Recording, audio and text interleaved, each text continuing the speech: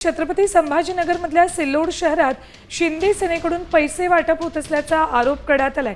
नगरपालिका निवडणुकीच्या पार्श्वभूमीवर पैसे वाटप केले जात आहे असा आरोप भाजपनं केलाय। एक महिला आणि काही पुरुष हातात याद्या आणि पैसे घेऊन गल्लोगल्ली फिरतायत, त्यावरून त्यांना पकडून जाब विचारण्यात आल्याचा व्हिडिओ समोर आला। यामुळे परिसरात तणावाचं वातावरण निर्माण झालं।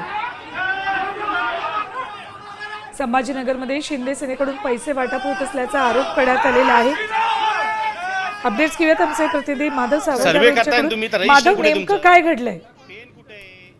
सुवर्ण छत्रपती संभाजीनगर जिल्ह्यातील सिल्लोड नगरपालिकेच्या निवडणुकीमध्ये सध्या आरोप प्रचारात जोरात सुरू झाले आहेत आणि त्यात शिंदे सेनेकडून पैसे वाटप करत असल्याचा आरोप भाजपने केलेला आहे।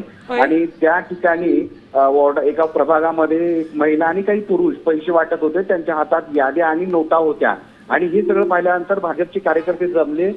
त्या भाजपच्या कार्यकर्ते आणि शिवसेनेच्या कार्यकर्त्यांमध्ये बऱ्यापैकी बाचाबाची झाली। त्या तातडीनं पोलीस तिथे दाखल झाले।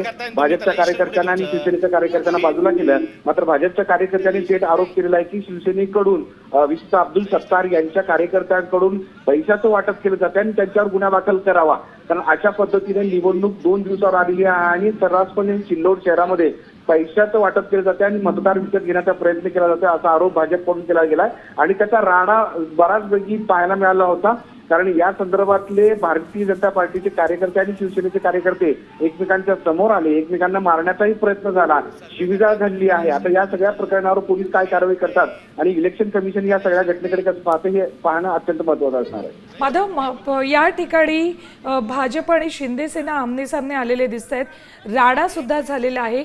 पोलीस आता नेमकं काय करताना दिसत आहेत? गुन्हा दाखल करण्याची प्रक्रिया लवकरात लवकर सुरू होईल का?